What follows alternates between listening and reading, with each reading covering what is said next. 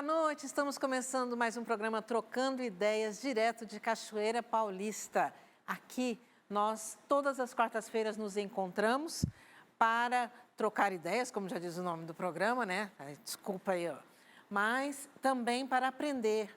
Então, aquilo que você tem de dúvida, que você tem até mesmo de curiosidade, mande para nós, né? Mande a sua pergunta para que a gente possa ajudar a viver melhor a fé católica, tá certo? Então, mande para nós, está aí as nossas redes sociais, você pode mandar no nosso Instagram, @trocandoideiascn, @trocandoideiascn, pode mandar também por e-mail, tá? O e-mail sempre me embanando, o e-mail é trocandoideias@cançãonova.com ou pelo WhatsApp. Tá? O 3186-12-3186-2600 também é o WhatsApp.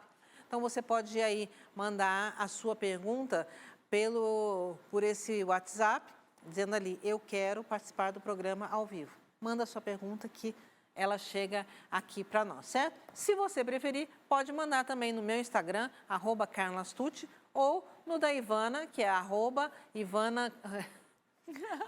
@Ivana_Costa_CN. Isso, Carla. Gente, ó, o programa já está, ela fala nisso, mas está lá. Ivana_Costa, desculpa, @Ivana_Costa_CN.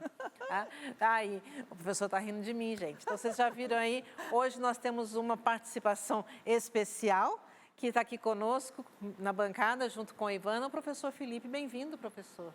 Boa tarde, boa noite, né? Para todos, para a Ivana. Estamos aí, é uma alegria poder participar mais uma vez desse programa, que já há muitos anos. Muitos, né, professor? Graças a Deus. Eu acho que a gente podia parar de falar participação especial, porque ele tem cadeira cativa. não. Mas é porque ele é especial. Esse é o diferencial. Ele é o precursor do Trocando Ideias. O professor está aqui desde... Ele estava lembrando aqui... Gente, nós acreditamos que esse ano o Trocando Ideias deve estar fazendo uns 30 anos. Mas ele estava contando a história, depois eu vou pedir para ele contar para vocês como é que começou esse Trocando Ideias lá com o Padre Jonas e a visão dele. Escola da Fé. Foi a Escola da Fé. Não, desculpa, hoje eu estou atrapalhada, viu? Mas tudo bem, gente, vai passar, tá? Vai começar o programa e a gente vai caminhando aí. Nós ainda estamos no mês vocacional. Né? Então, hoje, aproveitando muito a presença especial do professor Felipe aqui, nós vamos falar muito sobre a paternidade, maternidade responsável, também a questão do incentivo ou do controle de natalidade, como é que isso é feito, como é que você vê aí? Né? Qual que é a sua percepção? O que você gostaria de saber a respeito disso? Manda aqui para nós, né? Para que a gente possa, com a ajuda do professor e da Ivana, ir respondendo e ajudando a gente clarear como um cristão deve viver nesse momento. Professor, já começar do começo, como eu sempre digo, Da partida. Essa questão hoje da paternidade, hoje a gente fala muito em paternidade e maternidade responsável. Uhum. O que seria concretamente essa paternidade responsável? Olha, o que a igreja ensina é muito simples. A igreja fala o seguinte, o filho é um dom de Deus. Está lá no Salmo, né? 126. O filho, ele é um dom de Deus. Ninguém deve rejeitar um dom, um presente, ainda mais de Deus, né? Mas a gente sabe que a vida exige cuidado, né? Então a igreja fala da paternidade e maternidade responsável. Em outras palavras, o casal deve ter todos os filhos que puder criar bem. Claro que esse criar bem envolve várias coisas, saúde, condição financeira, condição até de trabalho, situação que o casal está vivendo, às vezes momentos difíceis.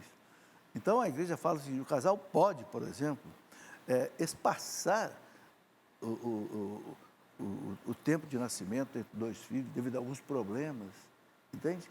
Mas o que a igreja quer que se valorize é o valor da vida, entende?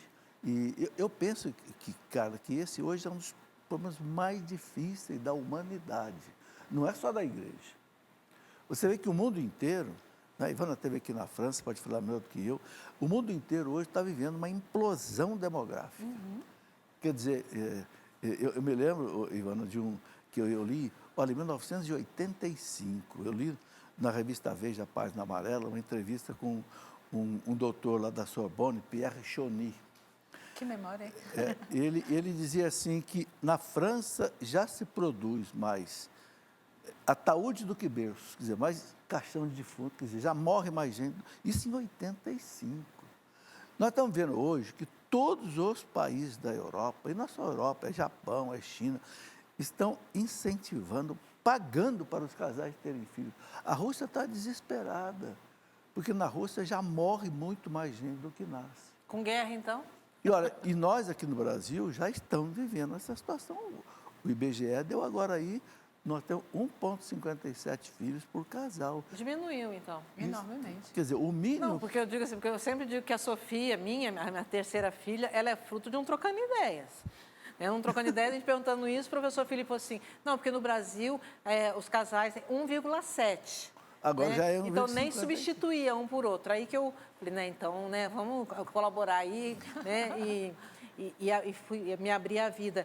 Mas, então, agora diminuiu, caiu para 1,57. 57. E o mínimo para você manter a população é 2,1. Quer dizer, não tem praticamente nenhum país do Ocidente que tenha 2,1. Eu acho que só lá na Ásia e na África, os muçulmanos e os africanos é que tem mais de 2,1. Quer dizer, é uma coisa triste, porque a civilização mais evoluída, mais avançada, é a civilização do Ocidente. Tudo que surgiu de novo na tecnologia foi aqui no Ocidente. Rádio, TV, internet, motor de gasolina, motor diesel, tudo foi no Ocidente. Fruto da Igreja Católica, da mentalidade da Igreja Católica. Isso é uma história que é longa para contar aqui. Mas essa civilização riquíssima, que são do Ocidente, ela está implodindo. Isso é triste para o mundo, né? Bom, mas voltando na raiz da sua pergunta, a paternidade responsável, o que a igreja quer é que a gente valorize a vida. Não tem nada mais valorizado do que a vida. Olha, quem tem filhos como nós sabe que alegria que é você ter filhos. Olha, eu posso dar o meu testemunho, pessoal, cara. Eu estou viúvo já há 13 anos, moro sozinho, mas eu estou cercado de 5 filhos, um genro, 4 noras, que não me dão sossego.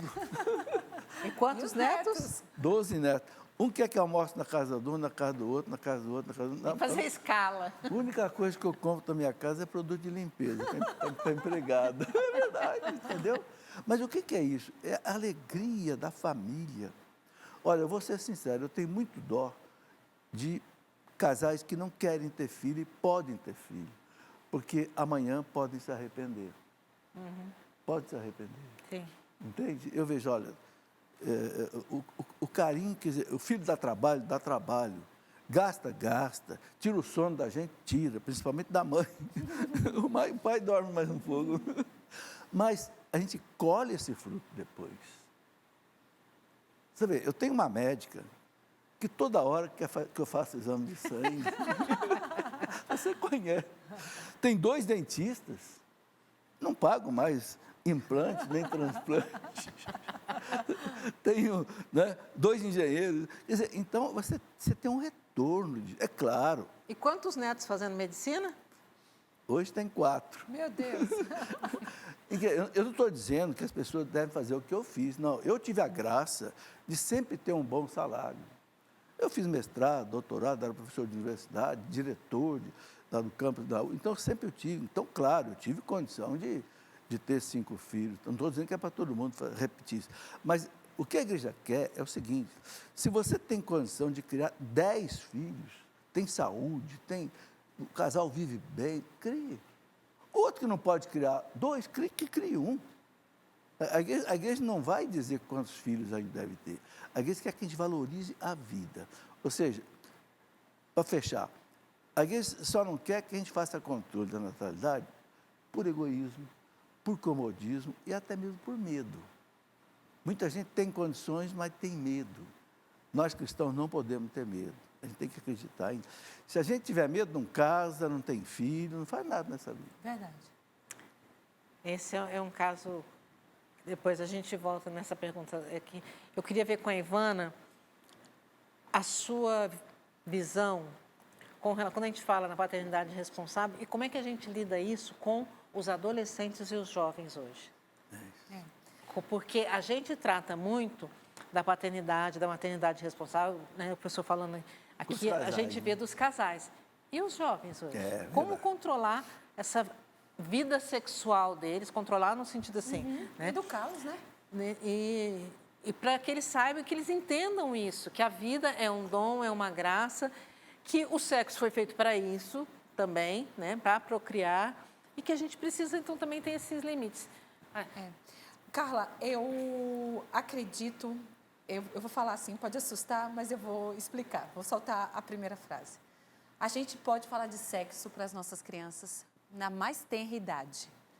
Quando a gente fala sexo, a gente fala de amor, a gente fala do mistério da vida. O problema é que a gente muitas vezes trata a sexualidade, o sexo como algo feio, que criança é malicioso, que criança não tem que escutar, né? Aliás, quando você explica a uma criança, quando é aquela pergunta que a criança faz, toda criança faz, mamãe, de onde eu vim?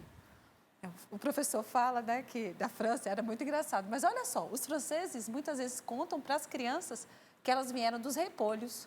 Do quê? Dos repolhos. Eu te busquei dentro do repolho. Imagina uma criança. Aqui era cegonha. Olha aí, a cegonha, né? Eu vim de uma cegonha, né? A cegonha chegar, Olha, né? não, você nasceu, você pode já começar a falar do mistério do amor para essa criança. Você nasceu do amor do papai e da mamãe. Eu lembro de uma criança que uma vez perguntou para a mãe, mamãe, de onde eu nasci? Ele era pequenininho, eu lembro que era o Gaspar, ele chamava. Tinha a idade da mãe Sofia, eles eram colegas de sala. E a Maria Carolina veio falar para mim, o Gaspar me perguntou de onde ele nasceu. E eu falei para ele, você nasceu de um grande abraço do papai e da mamãe. A criança de 5 anos virou para o papai e para a mamãe e disse, foi um abraço bem apertado, né? Porque a criança intui que ela não nasceu por azar, ela não veio de uma cegonha, ela não nasceu no meio do repolho. Ela nasceu, de fato, de um amor. Do pai e da do mãe. pai e de uma mãe. Então, a gente já pode começar desde pequeno incitar a beleza e o mistério da vida, né?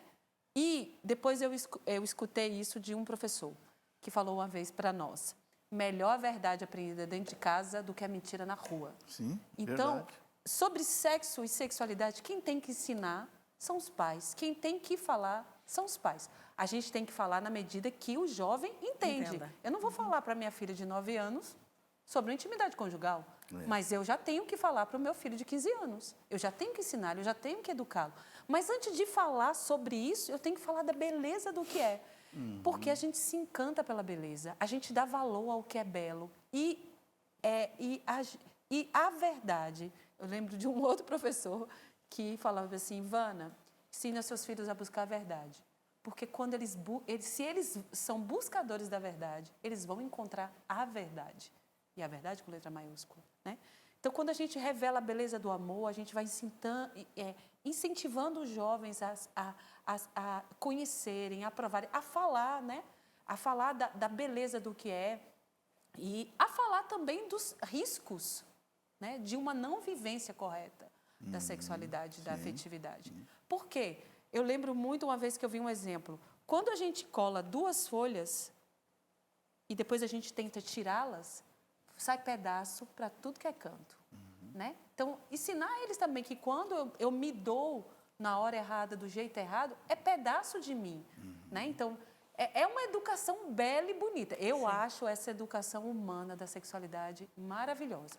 Ela existe de nós, pais, preparação, né? E eu acho também assim, se a gente não tem toda essa preparação, confie a bons adultos, né? Hoje, graças a Deus, a gente tem boas formações. Na internet tem, sim, coisas boas, né? Tem boas bons literaturas, livros, né? Isso. O próprio catecismo da Igreja Católica fala muito, né? Agora, ligando isso que você está falando, Ivana, com a paternidade responsável, você falou como tratar isso com os jovens, né? Eu acho muito, muito importante o que você colocou. Nós temos que formar os jovens para o casamento e para ter filhos. Porque o casamento existe para ter filhos. É a primeira dimensão do casamento, né? E a dimensão unitiva e procriativa. Então, é muito importante a catequese com os jovens ensinar isso, a beleza da família, a beleza de gerar os filhos, porque senão os jovens criam assim, sem pensar nisso, sem sentir a importância disso, o valor disso. Então, eu penso que a catequese para os jovens tem que centrar muito no que é o casamento. E desde o namoro. Você namora para quê? Porque você um dia vai casar. Qual é o momento que você deve começar a namorar? Às vezes me perguntam, com que idade, professor? Eu digo, a idade que você acha que você vai casar. Então, você tem que começar a namorar. Eu comecei a namorar com 18, eu não casei com 22, eu sabia que eu queria casar. Então, e aí, por que você vai casar? A igreja fala, casar é para ter filhos. No altar, o padre vai perguntar, vocês prometem receber os filhos que Deus lhes enviar, educando-os na fé do Cristo e da igreja? Sim. Se o casal dizer não, o casamento é nulo. Quer dizer, então, eu penso assim, é muito importante hoje, sabe, eu estou gostando muito de uma iniciativa que está existindo hoje, que são, assim, encontros de namorados, formação para namorados. Eu mesmo já fui chamado para pregar aqui em São José dos Campos, eu acho isso muito oportuno, porque aí o jovem, ele antes de casar, ele já vai sabendo o que é o casamento. Que não é uma curtição a dois, não, é uma missão a dois. E essa missão envolve ter filhos para Deus.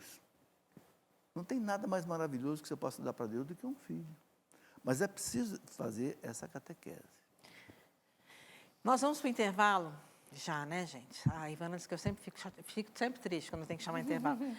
A gente vai para o intervalo, é rapidinho, a gente já volta para continuar esse assunto, porque, olha, a minha cabeça já está fervendo aqui e a gente já tem outras perguntas também para a gente responder aqui. É rapidinho, a gente já volta.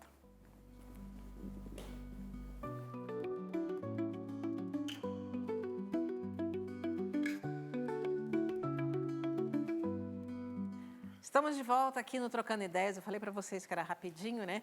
Já estamos aqui de volta falando sobre paternidade, sobre também a questão do controle de natalidade, né? Palavra feia, né, gente? Como é que a gente pode resolver isso, mas também as perguntas que estão chegando. Já tem uma aqui para a gente, já a gente vai retomando aos poucos aquilo que a gente começou no programa, mas vamos ver as perguntas aqui. Cometi adultério e me arrependi. Em seguida, me confessei. Não tive coragem de contar ao meu cônjuge. Acha que há algo errado aqui? E aí, professor? Olha, eu acho que ela não está errada, não. E porque aí eu vejo a questão do mal menor. O mal menor é uma coisa muito séria na moral católica. A moral católica fala assim, se você só tem duas alternativas, as duas não são boas, escolha a menos ruim. Veja, um caso de adultério, né, às vezes, um traiu, o outro às vezes pode ser compreensivo e aceitar a situação, mas às vezes pode não aceitar e separar e você rompe a família. Aí eu pergunto, o que é melhor? Ela se confessou com o padre, ou ele ou ela está perdoado, né? O que é? Não contar e manter a família do que contar e de repente separar a família. Então, eu fico olhando muito aí a questão do mal menor, entendeu? E principalmente se a pessoa se arrependeu, né, o professor? Se arrependeu e se confessou. Porque uma coisa é cometer um adultério, dar uma queda, arrependi. Outro é continuar no processo, né, de adultério. Aí Não, exatamente, aí é diferente. A pessoa é um adultério consumado, repetido, o próprio Código de Direito Canônico dá direito à separação física. Não dá direito a casado, não, mas dá direito à separação física. Uma vez eu atendi uma pessoa num caso desse e ela perguntou, e agora, conto ou não conto para o outro? Confessei, estou arrependido. Eu digo, olha, eu acho que pecado a gente conta para o padre, doença a gente conta para o médico. Entendeu? Se você contou para o padre, está arrependido, não quer mais, eu acho que deve ficar tranquilo.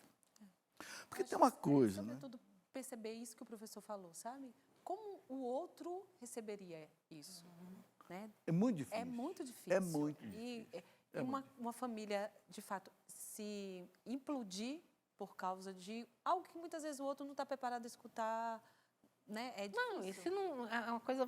As fantasias começam, né, a perturbar a mente, porque o ser humano é assim, você conta, daí quer saber como e para quê. Não, Aí, umas coisas que não vale a pena. Né? Tira o sossego do outro com muita força, né?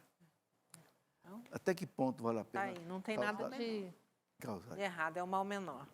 Vamos lá. A Igreja Católica aprova cremação de falecidos, como fica a alma dessa pessoa? Como fica quando Jesus vier para julgar vivos e mortos, sendo que este defunto foi cremado?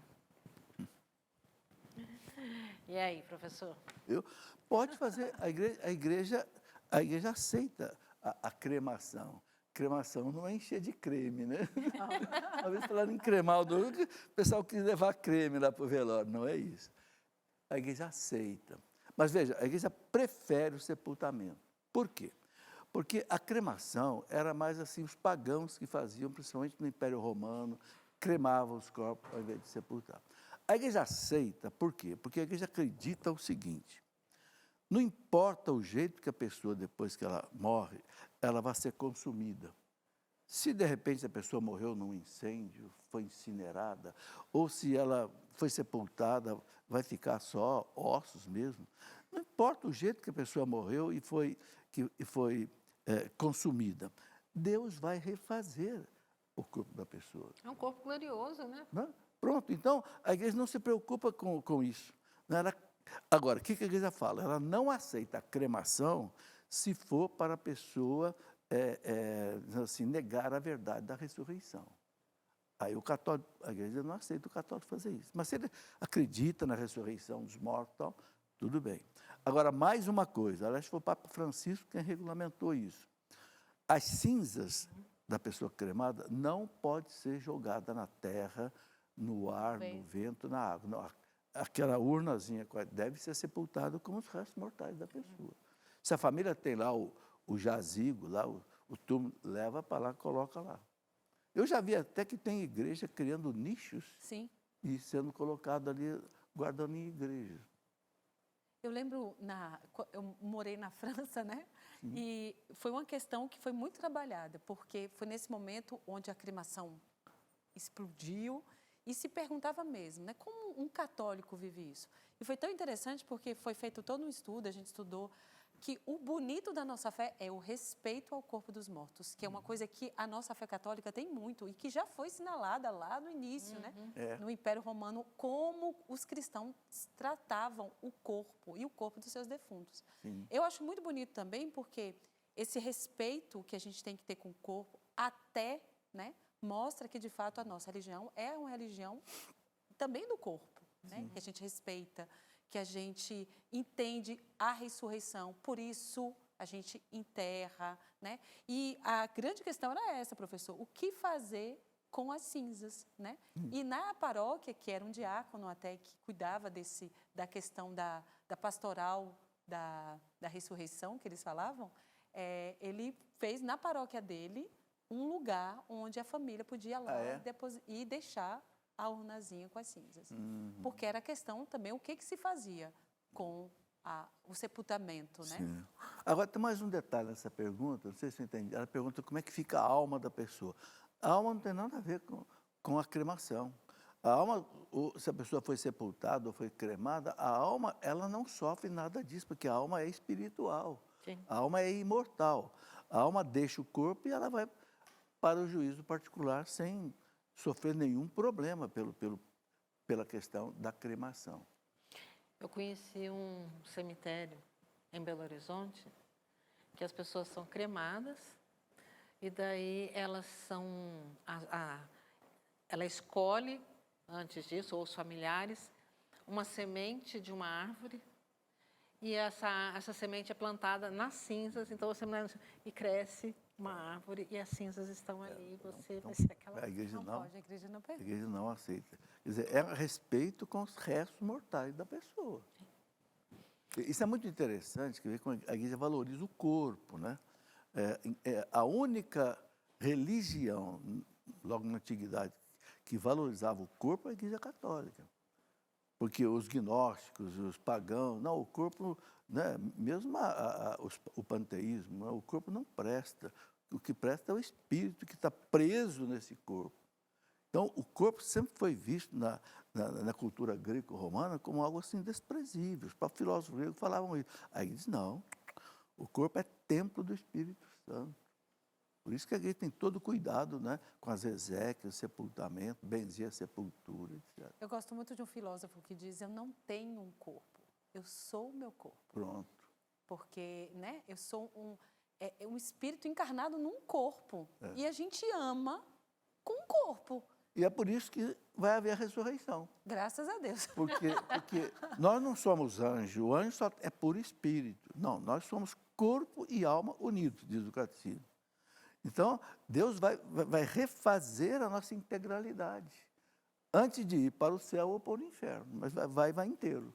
Então, a gente vai para o céu com o corpo e também vai para o inferno Também, com o corpo. É forte isso. Deus me livre. É forte. Exatamente. Ai, Jesus. Ou vai ser um corpo glorioso, ou vai ser um corpo tenebroso, né? Deus nos guarde. Deus Nos livre. faça fiéis. Nos guarde para o céu. Minha esposa é da área da naturologia. Ela é formada em várias linhas da área, mas algumas linhas podem não estar de acordo com a nossa fé, como o reiki, por exemplo, entre outras técnicas. Tenho muitas dúvidas e não conhecemos algum livro ou fonte confiável para esclarecer. Temos até muitos santos e santas místicas, mas que entendo, místico não quer dizer esotérico. Por favor, nos oriente. É o Robson da Moca, de São Cara, Paulo. resume para nós que eu não entendi. Eu não escuto muito bem, você sabe, né? Então, a pessoa ela é da área de naturologia. E na naturologia tem várias técnicas e várias linhas, inclusive o reiki. Sim. Eles sabem que, ele fala que nós católicos então, não devemos praticar o reiki. Sim. E tem outras ali. Então, ele queria saber como que ele pode ajudar a esposa a se inteirar mais sobre a naturologia no sentido da fé católica. Queria biografias, né? Bibliografias aí para gente, para que ele possa estudar ou alguma orientação nesse sentido. Que sabe que existem também muitos santos místicos, mas que não quer dizer que é esotérico. Não. Né? Há diferença aí, Tem nada a ver. então, de como lidar com isso. A Ivana, eu sei que tem um pouco de conhecimento também da questão da Santa Idelgarda, né? Sim, sim. Que tem muito disso e que muitas pessoas, às vezes, acabam falando também Ligam horrores. a ela uma língua esotérica também. Né? Que Então, não tem nada a ver. Nada a né? ver. e ela é doutora da igreja, né? Doutora Então, da mas que anda muito, ela prega muito a naturologia também, nessa questão. Então, vamos aí, desenvolver um pouco isso aí. Eu já achei interessante porque o Robson, ele tem um conhecimento da fé. Isso é muito legal, né? Ele entende que a naturologia, que é uma forma também bonita de ver a pessoa humana. A gente acabou de falar do corpo, né? A naturologia, ela visa ver o homem de forma integrada, né? Corpo, o físico, as emoções, o psíquico, porque a gente não é só corpo. A gente é corpo, mas também a gente sabe mais do que nunca. Não, é mais alma. É mais alma do que corpo. Graças a Deus. O quanto que a alma, ela interfere no físico, né? A gente vê hoje muito mais doenças da alma. Somatização. Somatizações que interferem no corpo. E graças a Deus, e aí eu acho muito bonito, porque a criação, ela foi pensada por Deus para servir o homem.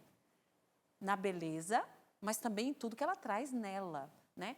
Então, a linha da naturologia, vamos dizer assim, visa ver, por exemplo, isso aqui é mais velho que tudo, né? Porque, tipo assim, a minha avó mandava eu tomar chá de mastruz quando eu estava resfriada. Então, a gente sabe que a natureza tem muitas coisas que... Principalmente quem é da roça, né? Assim, meu avô também tinha vários. Total. Eu lembro um amigo nosso que é encantado com um padre que passou muito tempo com os indígenas nas tribos da Amazônia e que ele catalogou tudo que os indígenas... E que não está nem aqui no Brasil, está na França, viu? Catalogou tudo e levou para lá, né? Por quê? Porque a gente sabe que a natureza ajuda a gente, né? Um amigo meu dizia bem assim, cuidado aqui com o que eu vou falar, tá? Ele falou assim, não, eu vou para a alopatia quando eu cair no precipício, mas eu vou sustentar a minha saúde com coisas naturais. Uma boa alimentação, né? Um equilíbrio emocional, um equilíbrio de sono. Então, vamos lá, tudo isso. Existe santos, vamos pegar a Santa Edelgarda. Eu não gosto de começar com Santa Edelgarda com aquilo que ela teve de visões e revelações ligadas à linha natural. Porque antes disso, você tem uma mística, você tem uma mulher envolvida com política, você tem uma mulher que teve revelações de Deus. Então, a gente só entende Edelgarda quando a gente entende como Deus falava com ela e o que Deus mostrou para ela. Tipo assim, é lindíssimo porque Deus mostrou para Edelgarda, e isso aqui eu lembro do Wilke, que falou, né, da teologia sistemática, em Deus tudo é sistema, né? E nós também fomos criados interligados, lógico, né? Eu sou um ser individual completo, né? Mas nós somos interligados, tanto a dimensão do pecado, um pecado que eu faço, ele também tem uma dimensão social, né? Ele também machuca a sociedade, vamos dizer assim. Professor, se eu falar, me corrija, hein? Ele está aqui me escutando. Mas essa revelação dessa união. Então, o que ela via? Ela via, de fato, que uma planta ou um mineral, ela tem um efeito sobre a pessoa humana, né? E Deus mostrou esse sentido a ela, o sentido das coisas. Um sentido, um efeito científico, Ó, não esotérico. não esotérico. Exatamente. Falou o cientista. Falou o cientista. E o Edelgarda, ela tinha, eu me lembro que, lendo a vida dela, com 5 anos de idade, ela estava com uma babá que cuidava dela, ela viu uma vaca e falou para a babá assim, nossa, você está vendo o bezerrinho dentro da barriga da vaca? Nossa, olha que belezinha, pretinho, tem uma mancha branca na testa. Babá, o quê? Você está vendo? Tô. Quando o bezerrinho nasceu, exatamente o que ela descreveu. Quer dizer, é uma mulher que tinha revelações de Deus. Então aí ela tinha essa capacidade de enxergar o que na natureza fazia bem, o que não fazia bem, mas exatamente por uma intervenção divina. Total. Né? Então, aí o pessoal confunde com o esoterismo. Não tem nada disso. E outra coisa, falando a grosso modo aqui, e ela falava que a natureza pode, vamos lá, me curar quando eu vivo uma vida virtuosa. Entendeu? Não é magia. Não é magia. Juntava as coisas. Juntava com uma vida virtuosa, uma vida sacramental. Que, né, isso É um combo. é um combo, é um sistema. Então, Agora- a gente pode dizer para o Robson que ele pode estudar Edelgarda? Pode, mas eu digo para ele, estuda Edelgarda dentro de linhas católicas. Agora, eu quero dizer o seguinte. Dom Estevão Bettencourt, foi um monge beneditino muito famoso, ele publicou a revista dele, Pergunte e Responderão, quase 600 números, era um por mês, durante 50 anos. E ele analisou muitos tipos assim de terapias alternativas, como o reiki, como outras coisas. E ele deixou aí um acervo maravilhoso. Eu juntei mais ou menos uns 100 artigos dele, com autorização dele, e publiquei um livro. Né? Isso tem não, chamei de falsas doutrinas, né? Porque tem muita coisa ali que não combina com a fé católica, nesse sentido. E ali tem, para mim, de reiki, tem muita coisa que ele dá um parecer assim, muito sério, muito, tanto no campo da ciência quanto no campo da teologia. Eu acho que isso ajudaria ele também. Falsas doutrinas. Isso? Nome, o livro, O livro, professor Felipe, Falsas Doutrinas. Então, você pode procurar, que tem várias E no orientações. site dele ele fala bastante também, viu? No site do professor ali do Cleofas fala. Fala. E também, como a Ivana falou, a questão de procurar estudar um pouco de Santa Edelgarda, mas na visão católica. Então, procure aí fontes seguras. Só para complementar, porque tem muita gente de coisas holísticas que trouxeram a Santa Edelgarda para ela. E aí a gente toma cuidado. Exatamente. Nós vamos para o intervalo, mais uma vez, né? E vamos para o nosso último bloco, hoje falando a respeito da vida, né? Da vida como seja vivida, do corpo, enfim. O programa hoje está um show. É rapidinho, a gente já volta. Agora, hoje... Estamos de volta aqui no programa, trocando ideias, hoje falando sobre paternidade, maternidade, sobre a vida, né? O ser humano, o corpo. Enfim, toda essa beleza que, como já dizia João Paulo II, precisa ser resgatada, né? A gente precisa aprender a redescobrir a beleza do ser humano, né? E principalmente quando a gente fala de afetividade, sexualidade, porque é algo que foi, ele ainda fala bem isso, foi tão combatido no século XX, que agora no século XXI a gente tem obrigação de desmistificar isso, né? De mostrar essa beleza. Então, a gente precisa cada vez mais falar sobre a vida. E começamos falando também sobre a natalidade, enfim, né? Já fomos até para a cremação, mas estamos aí, né? Falando um pouco de cada situação. Tem pergunta ali? Não. Não. Tem. Acho que essa pergunta já foi, hein? Onde na Bíblia diz que Maria foi elevada ao céu?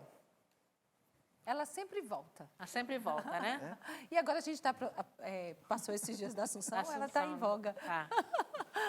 Não tem lugar nenhum da Bíblia que fala que Maria foi assunta ao céu. Porque quando Maria foi assunta ao céu, primeiro que os evangelhos já tinham sido escritos, né?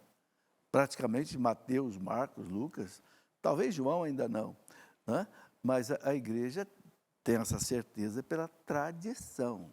Aí é uma coisa muito importante as pessoas entenderem. O que é a sagrada tradição? É tudo aquilo que não está na Bíblia, mas que os apóstolos aprenderam com Cristo e não ficou escrito na Bíblia.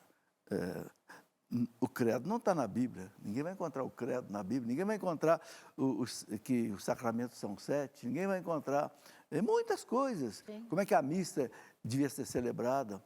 Né? Jesus ele não escreveu nada. Mas ele falou para os apóstolos, quando vier o Espírito Santo, está lá na Santa Ceia, João 16, 12, quando vier o Paráclito do Espírito da Verdade, ensinar-vos-á toda a verdade. Então, a igreja sabe que o magistério da igreja recebeu essa promessa de infalibilidade quando ensina a doutrina. Então, o Papa Pio XII, que proclamou o dogma da Assunção, ele fala, foi revelado por Deus.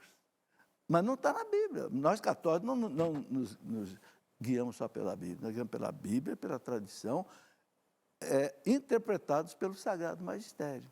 Né? Agora, evidentemente, os protestantes rejeitaram o magistério e rejeitaram a tradição. Então, para eles só vale a Bíblia, mas para nós não. Para nós, o outro dogma de Nossa Senhora, Imaculada Conceição, né? Virgindade perpétua, também não está explícito na Bíblia. Mas a tradição da igreja, inspirada pelo Espírito Santo, trouxe até nós isso. E a gente já tratou isso no programa aqui também, professor, lembrando que é dogma, né? E o católico que não acredita em dogma é um negócio meio complicado, né? Não é um católico total. O católico ou acredita nas coisas que a igreja define, principalmente os dogmas, ou ele não é católico. Porque não existe meio católico, né? Ou a gente é católico ou não é católico. Esse negócio de meio não dá certo, gente. Então, ou é ou não é. Olha lá. Jogar qualquer tipo de jogo, por exemplo, jogos de aposta da sorte, independente se vou continuar a jogar ou não, é pecado? E vamos lá. Essa aí está na moda, né? Por causa dos jogos. As bets, o tigrinho, jogos, aliás, um perigo, né? É. Um perigo, gente. O que tem gente se enterrando com esse tal de tigrinho, não é brincadeira. Não, desculpa, pode continuar. Não, o senhor pode falar. Não, eu estou muito preocupado com isso, porque eu estou conhecendo casos de jovens que começam a jogar e a gente sabe que esses jogos são meio manipulados por robô. No começo ele deixa a pessoa ganhar, a pessoa se animar, daqui a pouco ela se enterra até o pescoço com dívida. Conheço gente que se chegou até ponto de desespero, quase que de suicídio. Então, é muito perigoso. Eu ouvi uma psicóloga semana passada falando isso, que ela atendeu uma emergência num hospital. Né? Chegou a pessoa, uma emergência, um jovem que estava... ele tinha saído para se suicidar por conta dos jogos, do vício no jogo. Olha, muito cuidado com isso. E às vezes a pessoa começa a ir, aos pouquinhos ela vai sendo viciada naquilo, e olha, e para sair é difícil. Né? Mas vamos lá, a pergunta. Jogar qualquer tipo de jogo é pecado? Sim ou não? Não. Não. Não é pecado. O catecismo da igreja fala que não. Quando é que entra o pecado? Quando a gente se coloca em risco assim. Exato. Coloca em risco a vida financeira familiar. Isso. Coloca em risco a sua saúde psicológica. Coloca em risco a família, né? Porque muitas vezes se envolve tanto, né? Que você muitas vezes perde ali as contas familiares. E principalmente essa questão da dependência, gente. Isso aí é um alerta para todos nós, né? Porque tudo que gera essa dependência e que se coloca em risco a saúde da pessoa e a saúde familiar, aí a gente tem que botar 10 pés atrás. Porque muitas vezes é complexo a gente dizer assim, é pecado, não é pecado, né? Então, se não é pecado, deixa eu ir desbandando, né? Mas não, tem muitas coisas além, né? E que envolve e que colocam em risco a pessoa. Pode começar sem ser pecado, né? Mas Sim, vai caminhando, mas ela vai vira caminhando, um pecado. Agora, o que está por baixo disso, que me preocupa muito, está assim, subjacente a esse problema, é o seguinte: as pessoas querem ganhar sem trabalhar. Gente, e o trabalho... Querem ganhar muito, né? Não é? Não, e eu estou vendo que parece que é uma geração que está se criando, assim, eu vou ganhar fácil, é mais fácil eu roubar do que eu trabalhar, é mais fácil eu entrar na corrupção, numa propina, do que eu traficar. Quer dizer, isso é terrível, porque uma coisa que a gente tem que entender é que o trabalho entrou no mundo como terapia. A primeira coisa que Deus fez quando Adão e Eva pecou foi dizer para Adão, meu amigo, agora você vai ter que trabalhar. Mas não é castigo, é terapia para você. Né? O próprio Confúcio, que não era cristão, era confucionista da China, ele dizia, o trabalho é sentinela das virtudes. Olha que bonito. Né? O trabalho, ele não deixa você cair no vício, tal e coisa. Então, isso é que é preciso os pais, os mestres, ensinar para essa juventude. O trabalho é salutar. Tanto é que o Opus Dei, né, fundado por São José Maria Escrivá de Balaguer, é todo ele centrado no trabalho. No trabalho. Você santifica o trabalho santifica você. Eu acho que até, cara, valeria a pena um dia você fazer um programa sobre isso, sabe? Eu acho trabalho. A dignidade do trabalho. É verdade. E a pessoa entender como o trabalho é belo. Eu vou contar aqui uma historinha rápida. Essa historinha, ela me marcou. Diz que um presidente americano, não sei se foi o Roosevelt ou o Franklin, chegou numa grande obra lá que estavam construindo, e ele perguntou para um rapaz lá, não é? O que você está fazendo? Pedreiro. Eu estou aqui, assentando tijolo. E o outro, o que você está fazendo? Estou carregando aqui esse carrinho aqui de massa. Outro. Eu estou construindo uma catedral. É diferente. Sentido. Um está apenas sentando tijolo, quer dizer... Então, o sentido do trabalho, nós estamos construindo o mundo de Deus. Você que está lavando roupa, passando roupa, cozinhando, ou operando um doente, ou sei lá o quê, você não está só fazendo isso, você está construindo o mundo que Deus confiou a nós. E que beleza, né? Deus confiar a nós esse mundo, né? Porque Deus não fez nada, né? Quer dizer, fez tudo e não fez nada, né? Ele não fez um carro, ele não fez uma casa, ele não fez um automóvel, mas olha que beleza, ele confiou a gente. Então, o trabalho honra a gente. Né? Não é à toa que a gente tem inteligência para projetar e mão para construir, que os animais não têm. Você sabe que esses dias eu li uma matéria que eu fiquei impressionada. É triste, porque foi o caso de um gari que foi assassinado em Belo Horizonte, né, essa coisa. E eu vi depois o motorista do caminhão que esse gari trabalhava, dizendo assim, ele morreu fazendo aquilo que ele mais gostava. Né? Olha só. Como é que a pessoa trabalha com lixo? Mas era, o que era? Aquilo ali era o trabalho dele, né? Com certeza o ganha-pão dele, e ele era feliz fazendo aquilo dali. Então, eu até me arrepiei agora. Então, como é que a pessoa pode, né, se sentir honrado de estar ali retirando lixo? Mas é isso, ele está deixando a cidade mais limpa, ele está fazendo algo, né? Ele dava sentido naquilo, né? Então, é um negócio que a gente precisa realmente pensar em ressignificar essa questão do trabalho, né? Que tudo... Porque se a pessoa trabalha só para ganhar dinheiro, só para ficar rico, não sei o quê, o trabalho é cansativo para ela. Não rende. Mas se ela olha o trabalho numa dimensão... eu até escrevi um livro, no sentido cristão do trabalho. É tão forte isso que... a gente precisa resgatar isso. Porque o que está gerando para mim essa jogatina toda, e agora criaram também até de futebol, né? Diz Sim, que tem até, futebol, até jogador de futebol sendo corrompido para não fazer gol por Para os jogos do coisa Benfica, de é verdade. louco. Quer dizer, até o futebol está entrando. Mas o que está por baixo disso? A falta na noção da grandeza do trabalho. Eu quero ganhar sem trabalhar. Meu Deus, isso é o fim do mundo, isso é o ócio. E o senhor falando da terapia, a gente vê, né, essas casas, né, que a gente vê de recuperação, dos riscos, que hoje em dia não é só da droga e do álcool, né? Eu falei que esses dias na Fazenda Esperança a gente viu o que tem de pessoas dependentes de celular e de jogos que estão indo lá também, que estão ficando internados por causa disso. Mas a terapia lá é o trabalho, né, também. Além da espiritualidade, nesses casos, mas a maioria das casas de recuperação, a pessoa tem que trabalhar, né? Mas trabalhando de dar um sentido para o trabalho e a pessoa consegue sair dessa dependência, né? Então, É bonito, no compêndio da doutrina social da igreja, ele desenvolve tudo sobre o homem e o trabalho. Um dia eu estava fazendo um estudo, eu fiquei encantada, porque um dos capítulos falava, é no trabalho que o homem se conhece. Ele se conhece, ele conhece as suas qualidades, a sua capacidade. As suas fraquezas. É lindo, é lindo. Então, se a gente tira o homem desse espaço, a gente vive numa sociedade onde o homem não se conhece e não se supera.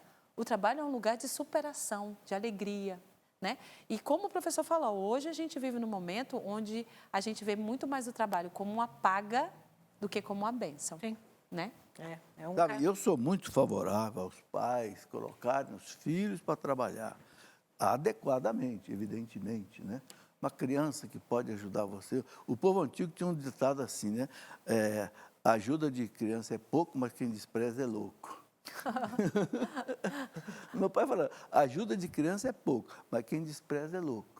Quer dizer, a criança tem que começar a ir aprender, ajudar nas coisas da casa, cuidar nas coisas do quintal, cuidar do cachorro, de repente lavar um carro com o pai, com a mãe, sabe? Ensinar a criança a realidade do trabalho. Porque senão depois fica querendo ganhar a vida aí de maneira ilegal. E São Paulo já disse, quem não trabalha, não come. Não, ó, É. você vê, né? vamos. Como é que valorizava o trabalho, né? Sempre sonhei em ser psicóloga, mas como conciliar ser católica e psicóloga? Vendo, por exemplo, um paciente longe de Cristo, no pecado, como eu, cristã, poderia agir?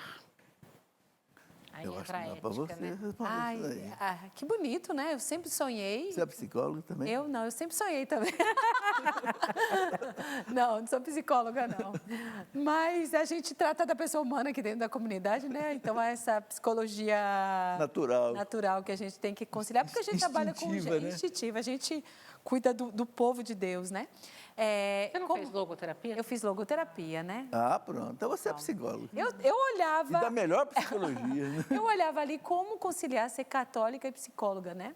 Eu acho que quando a gente sabe que quando a gente é profissional, a gente tem uma conduta, né? E uma conduta, principalmente na psicologia, você tem uma conduta muito concisa em relação à fé, ao respeito da fé da pessoa, ao respeito de onde a pessoa se encontra e onde ela está, né? E interessante que quando você fala, e aqui eu vejo a logoterapia e outras também, muitas outras linhas da psicologia muito boas, onde a gente trata a pessoa humana na essência dela, né? E a gente chama ela lá de onde ela está, para ela, eu penso aqui, exemplo, na logoterapia, falar sobre a liberdade e a responsabilidade. Isso chama tanto o homem a tomar seu espaço, seu lugar, a ser responsável pelas suas ações. E aí, quando a gente vê uma pessoa que diz, quando, né, a pessoa está em pecado, a gente sabe que quando a pessoa está em pecado, ela não está ela não está afinada, né? Em harmonia com o ser dela. Eu sei que a gente não pode invadir esse espaço privado da pessoa e dizer que ela está fazendo algo errado ou não, mas a gente pode convocar essa consciência da pessoa, a gente pode tocar nesse ser mais profundo, lá onde a verdade está. E eu acho que aí nossa fé cristã pode conversar com uma pessoa que a gente tem que respeitar a religião dela, que a gente tem que respeitar onde ela está no processo dela. A gente tem que respeitar as escolhas dela. Aqui eu falo como profissional, né? Sim, sim. Mas a gente pode acessar essa consciência e chamar essa consciência à verdade e clarear a consciência à verdade. Isso a gente pode fazer. Como profissional, pode. Assim como os médicos, né? Sim. A medicina também, muitas vezes, alguns procedimentos vão contra aquilo que a igreja, né, que a nossa fé nos permite, mas tem que ou o próprio paciente, né? Mas a gente tem que saber, Orientar, essa né? ética Orientar. é complicada, né? Gente, vocês acreditam que já estão fazendo Já assim estou pra encerrando, mim? eu estou vendo. A gente queria até falar mais sobre isso, porque é mas bonito esse assunto. O que é bom É passa rápido, né? Isso é uma coisa que precisava também fazer um trocando ideias. A gente tem que estudar e trazer assim as pessoas, os especiais, Os mas cientistas, né? Porque- a ética no trabalho.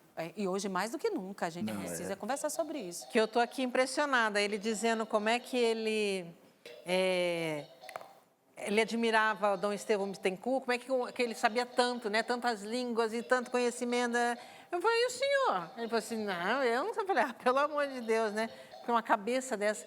E eu admiro o professor assim, porque ele tem esse título de cientista, né?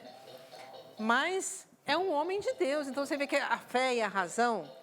A Conversam ciência e a profundamente. fé, elas conseguem conversar. Então, está aí a prova viva disso que nós o tenhamos por muito tempo. Obrigada, professor. Amém. Deus abençoe. Obrigada, Ivana. Obrigada, Carla. Obrigada a você que esteve conosco, você que enviou a sua pergunta, né? Enfim, é muito bom ter a sua companhia todas as quartas-feiras. Lembrando que aos domingos o programa reprisa, mas ele é sempre ao vivo às quartas-feiras, 22h30. Até o próximo, se Deus quiser. Eu fiquei na...